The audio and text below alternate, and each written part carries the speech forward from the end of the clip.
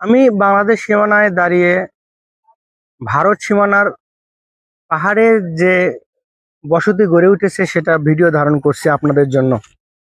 দেখুন, পাহাড়ের মাঝে তারা বসতি গড়ে তুলেছে, আর পাহাড়ের সাথে মেঘ খেলা করছে কত সুন্দর করে।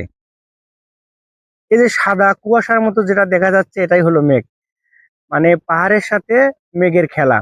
আর এগুলো হলো ভারতের বসতি।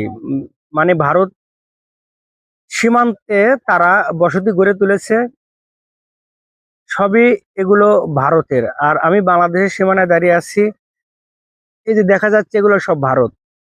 আর এই জায়গা থেকে হলো বাংলাদেশ সীমানা, মানে যেখানে আমি দাঁড়িয়ে আছি।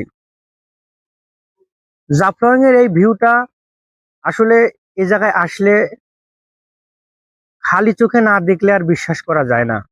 মানে মেঘের সাথে কিভাবে পাহাড়ে খেলা হয়, আর এই পাহাড়ের ধারে, পাহাড়ের মাঝখানে কিভাবে ভারতের নাগরিকরা বসতি গড়ে তুলেছে। একদম ছবির মতো মনে হয়, একদম ছবি। অনেক ভালো লাগে আসলে।